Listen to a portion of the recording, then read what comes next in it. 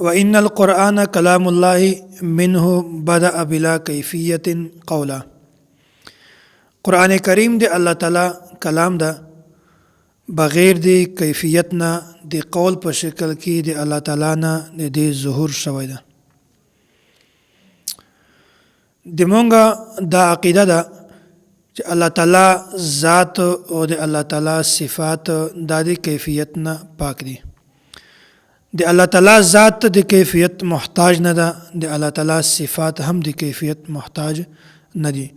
دا بغیر د کیفیت نه دي، یعنی الله تعالی ذات او صفات دا بغیر د کیفیت نه دي، د کیفیت محتاج نه دي.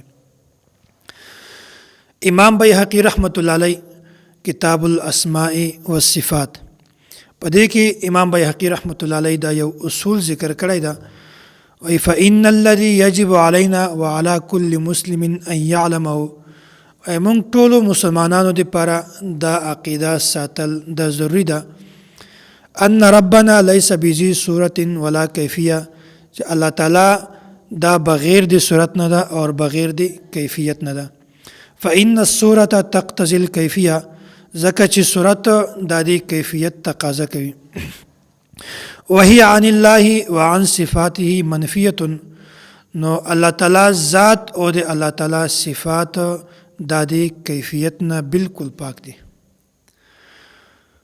نو دا د مونږ عقیده ده چې قرآن کریم دا د الله تعالی کلام ده او د الله تعالی صفت ده. نو لکه څنګه چې د الله تعالی ذات دا د کیفیت نه پاک ده، بالکل د غرنګي د الله تعالی کلام چې کومه ده دا هم د کیفیت نه پاک ده. نو دا یو اجماعي عقیده ده چې الله تعالی او د الله تعالی چې څومره صفات دي دا ټول د کیفیت نه پاک دي. منه بدأ بلا کیفیت قولا. د عقیده متعلق چې کوم نور اشکالات دي پاغه کې یو بنیادی او اهم اشکال هغه هم په ذهن کې کېنوي. د امام مالک رحمت الله علیه طرف ته دی وی غلطی خبره نسبت شوی ده او امام مالک رحمت الله علیه وی د الله تعالی د صفاتو د کیفیت قائل ده. اڅرنګ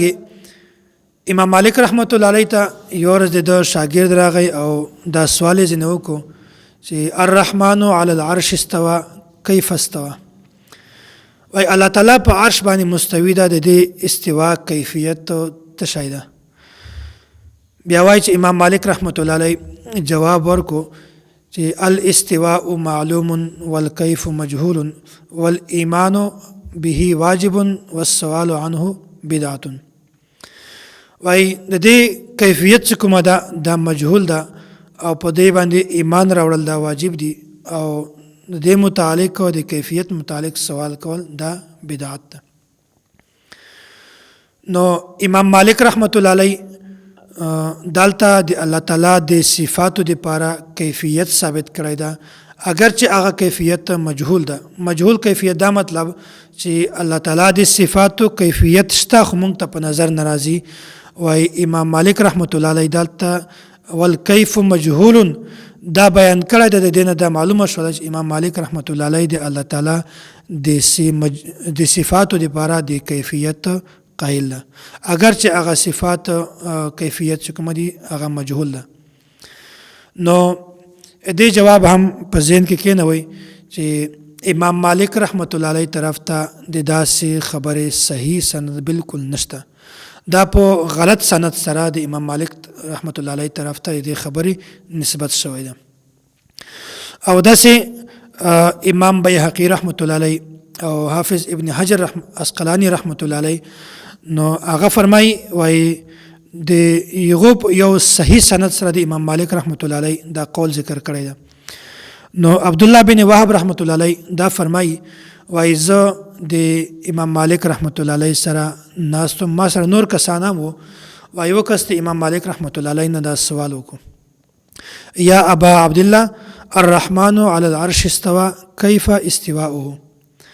وای الله تعالی په عرش باندې مستوی ده، د دې استوا کیفیت څرنګه ده. نو عبد الله بن وهب رحمت الله علیه فرمایي چې امام مالک رحمت الله علیه سر لاندې کو او په د باندې خولې راغلي، د دې مخ د خولو نه ډک او بیا امام مالک رحمت الله علیه سر اوچت کو او ورته ویل چې الرحمن علی العرش استوى کما وصف نفسه لا يقال كيف وكيف عنه مرفوع.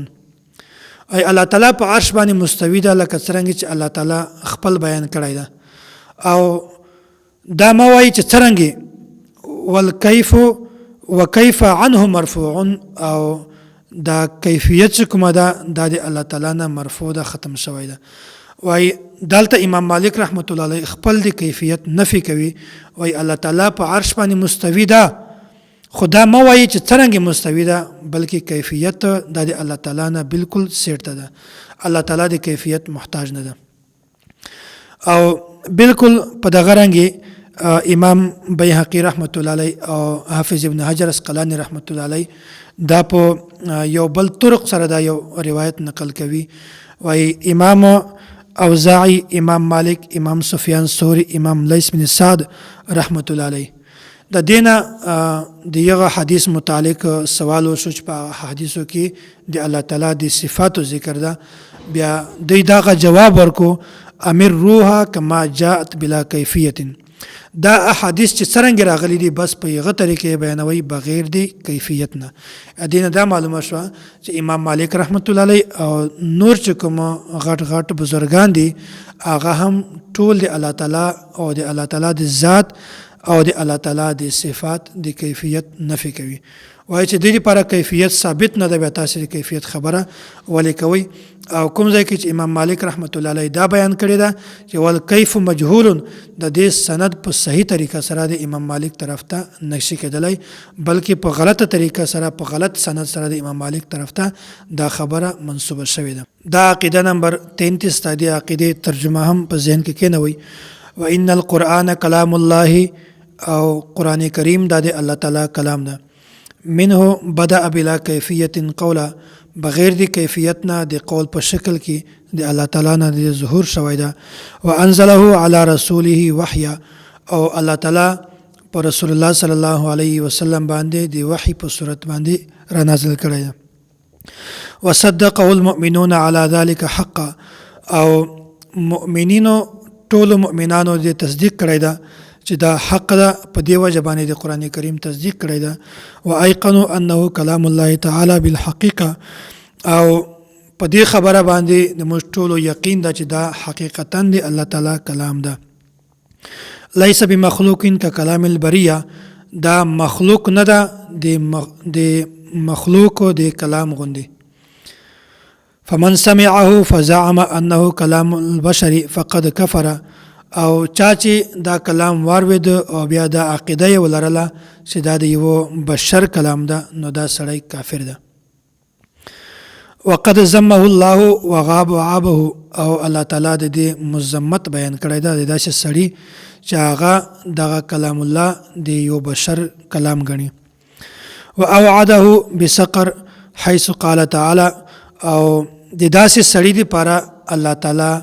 د جهنم وعید بیان کړی ده کوم الله تعالی فرمای سأصليه سقر زبان قریب داسې سړی جهنم ته داخلوم. فلما اوعد الله بسقر لمن قال چې کله الله تعالی د داسې سړي لپاره د جهنم د اطلاق وعید بیان کو چې کوم کس دا وای ان هذا الا قول البشر چې دا خو صرف د یو بشر قول ده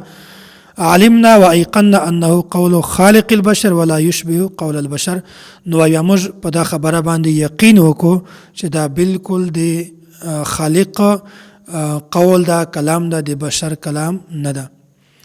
نو د عقیدې خلاصه دا ده چې قران کریم دا د الله تعالی صفت ده او الله تعالی ذات د الله تعالی چې کوم نور صفاتونه دي دا ټول د کیفیت نه پاک دي بغیر د کیفیت نه دي یو شی هم د کیفیت محتاج نه ده.